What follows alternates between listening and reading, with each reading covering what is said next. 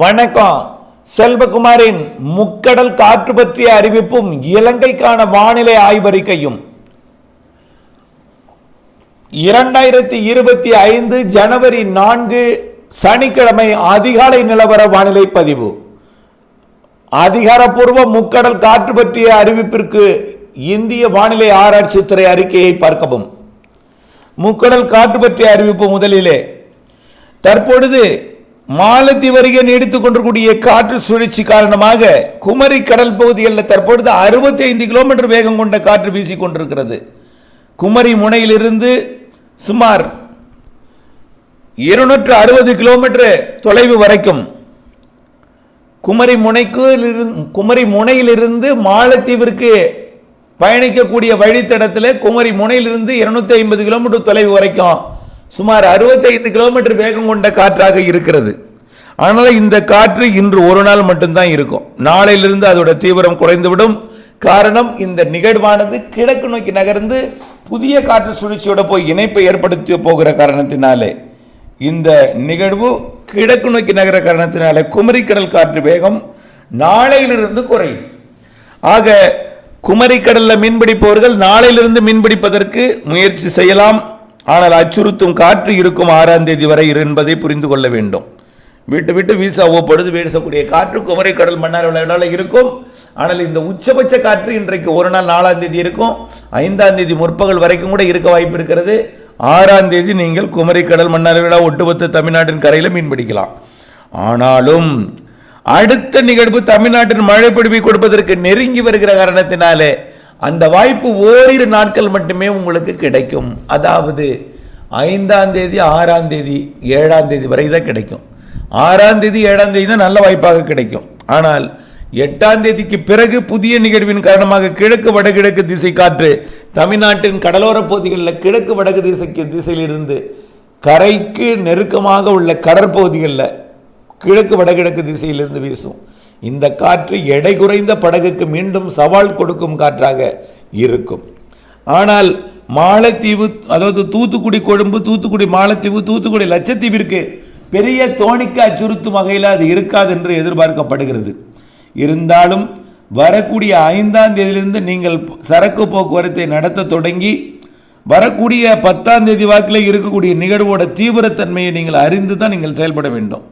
ஆனால் 10ஆம் தேதிக்கு பிறகு பொங்கல் நாளிலும் பொங்கலுக்கு பிறகும் வலிமையான நிகழ்வு இலங்கைக்கு கிழக்கே வர வாய்ப்பு இருக்கிற காரணத்தினாலே சற்று எச்சரிக்கையுடன் நீங்கள் பயணத்தை தொடக்க வேண்டும். 14ஆம் தேதிக்கு பிறகு இலங்கைக்கு கிழக்கே நிகழ்வு உருவாவதற்கு சாதகம் இருக்கிறது. அதனால் வரக்கூடிய 6ஆம் தேதி 7ஆம் தேதியிலிருந்து தூத்துக்குடி கொழும்பு, தூத்துக்குடி மாலத்தீவு, தூத்துக்குடி லட்சத்தீவு இடைப்பட்ட சரக்கு போக்குவரத்தை நடத்தலாம்.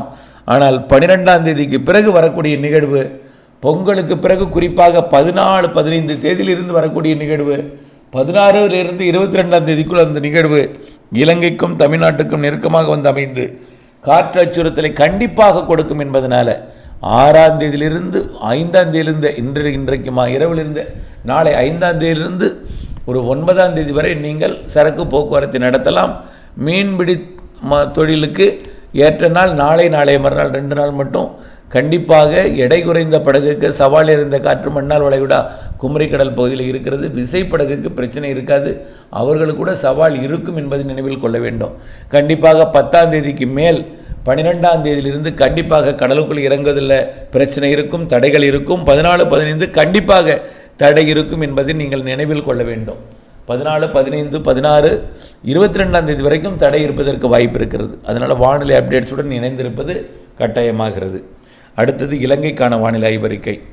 வரக்கூடிய 2 நாட்களுக்கு மட்டும், அதாவது இன்றைக்கு 4ஆம் தேதி நாளை 5ஆம் தேதி 2 நாள் மட்டும் ஹம்மந்தோட்டா மற்றும் காலி பகுதிகளில் மட்டும் மதிய மாலையில் லேசான மழை இருக்கும். இந்த இடத்துல மட்டும்தான் இந்த, அதாவது 5, 6 தேதிகளில் மட்டும் அந்த இடத்துல இருக்கும். பெரிய அளவில் மழை இல்லை.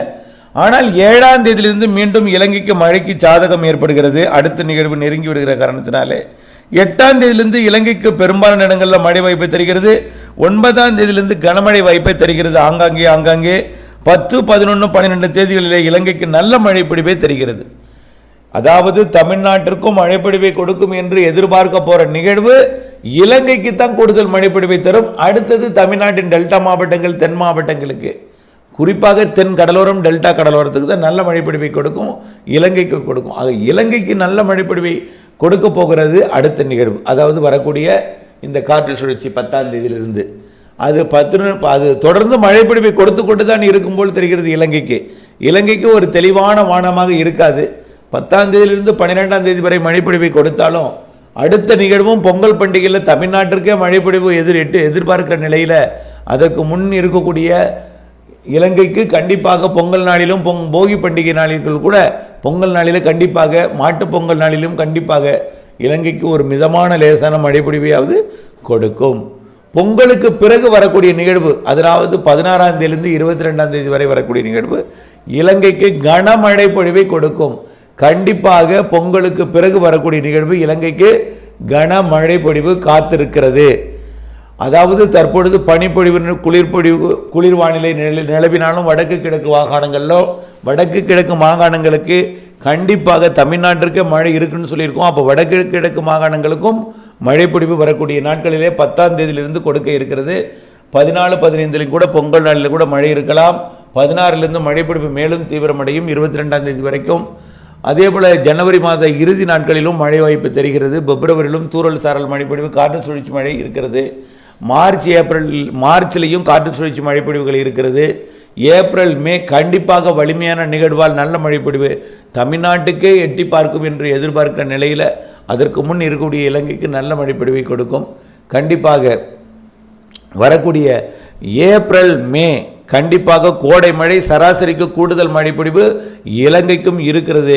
வெயிலை பொறுத்த வரைக்கும் சராசரி வெயிலும், மழையை பொறுத்த வரைக்கும் சராசரிக்கு கூடுதல் மழைப்பொழிவும் இருக்கிறது என்று ஏற்கனவே நாம் பலமுறை அறிவித்திருக்கிறோம். ஆகவே தற்பொழுது இலங்கையில் இதுவரைக்கும் மழைப்பொழிவு பொழியவில்லையே, பருவமழை நிறைவடைந்து விட்டதே என்ற மனவேதனை வேண்டாம்.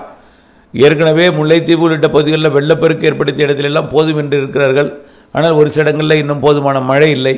அதற்காக கை கொடுக்கத்தான் வருகிறது தற்பொழுதைய இந்த காற்று சுழற்சிகள். ஆக 10ஆம் தேதியிலிருந்து மாத இறுதி வரை ஜனவரியில் நல்ல மழைப்பொழிவு கொடுக்க இருக்கிறது என்பதை நினைவில் கொள்ளுங்கள். கோடை மழையும் சிறப்பாக இருக்கிறது. ஆகவே பருவமழையும் சிறப்பாக இருக்குது. இலங்கையை பொறுத்த வரைக்கும் 2025 பருவமழை 2 பருவமழையுமே சிறப்பாக இருக்கிறது என்பதை புரிந்து கொள்ள வேண்டும்.